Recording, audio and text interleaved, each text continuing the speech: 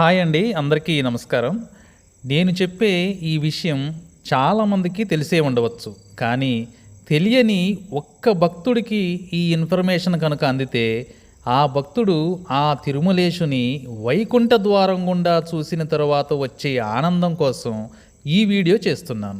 ఓం నమో వెంకటేశాయ. అసలు వైకుంఠ ఏకాదశికి వైకుంఠ ద్వారం గుండా స్వామివారిని ఎలా దర్శించుకోవాలి, ఎప్పుడు దర్శించుకోవాలి? ఈ వైకుంఠ ఏకాదశి మహాపర్వదినాన్ని పురస్కరించుకొని తిరుమలలో 2025 సంవత్సరం జనవరి 10 నుండి 19వ తారీఖు వరకు స్పెషల్గా వైకుంఠ ద్వార దర్శనం అనేసి ఏర్పాటు చేస్తారు. దీనికి టికెట్స్ ఆన్లైన్లో రిలీజ్ చేస్తారు. ఆన్లైన్లో డిసెంబర్ 23వ తేదీన ఈ వైకుంఠ ద్వార దర్శన టికెట్లు విడుదల చేశారు. ఆల్రెడీ అయిపోయినాయి కూడా.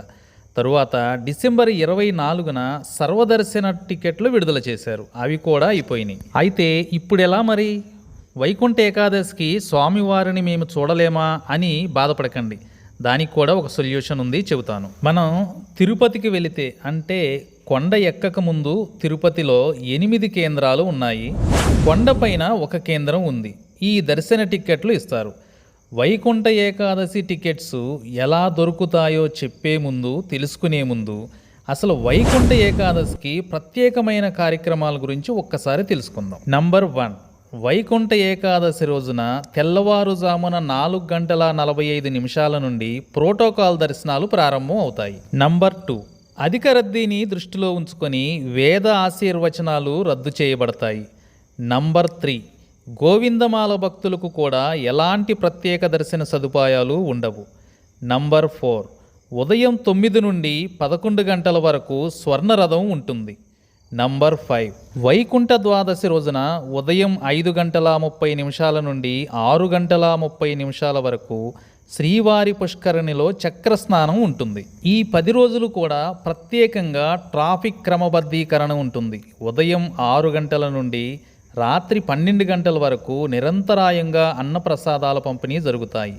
టీ, కాఫీ, ఉప్మా, చక్కెర పొంగలి పంపిణీ కూడా ఉంటుంది. ఇక లడ్డూ ప్రసాదం కోసం 3,50,000 లడ్డులు అందుబాటులో ఉంటాయి.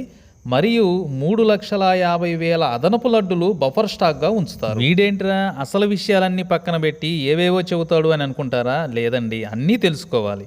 ఇక ఆన్లైన్లో టికెట్స్ దొరకని వాళ్ళ కోసం ఆఫ్లైన్లో టికెట్స్ తీసుకొని వైకుంఠ ద్వార దర్శనం ఎలా చేసుకోవాలో చూద్దాం. తిరుపతిలో మొత్తం 8 కేంద్రాలు ఉన్నాయి. అవి ఎక్కడ అంటే ఎంఆర్ పల్లి, జీవకోన, రామానాయుడు స్కూల్, రామచంద్ర పుష్కరిణి, ఇందిరా మైదానం, శ్రీనివాసం, విష్ణు నివాసం, భూదేవి కాంప్లెక్స్. మనం కొండ ఎక్కక ముందే ఇక్కడ మనకి ఆఫ్లైన్లో టికెట్స్ జారీ చేస్తారు. క్షమించాలి, టికెట్స్ కాదు, టోకెన్స్ అన్నమాట. ఒకవేళ ఏదైనా కారణం చేత కొండ కింద తిరుపతిలో మనం కానీ తీసుకోలేకపోతే కొండ పైకి వెళ్ళిన తరువాత కౌస్తభం అనేటటువంటి విశ్రాంతి భవనం ఉంటుంది. అక్కడ ఈ టోకెన్స్ ఇష్యూ చేస్తారు.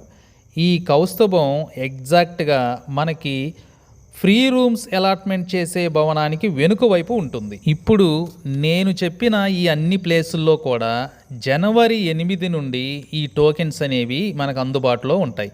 అవి కూడా జనవరి 10, 11, 12 తేదీలకు మాత్రమే. మరి జనవరి 13 నుండి 19 వరకు దర్శనాలు లేవా అంటే ఉంటాయి.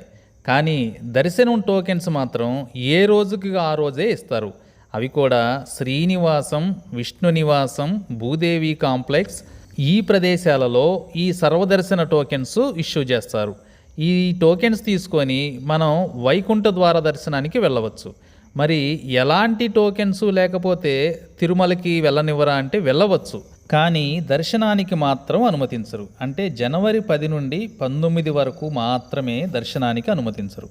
దర్శనంకి వెళ్ళాలి అంటే కంపల్సరిగా టోకెన్స్ కానీ టికెట్స్ కానీ కలిగి ఉంటేనే వెళ్ళాలి. ఓం నమో వెంకటేశాయ. ప్రతి ఒక్క వెంకటేశ్వర స్వామి భక్తుడికి ఈ సమాచారం చాలా ముఖ్యం. అందుకే దయచేసి ఈ వీడియోని షేర్ చేయండి, లైక్ చేయండి, కుదిరితే ఛానల్ని సబ్స్క్రైబ్ చేయండి.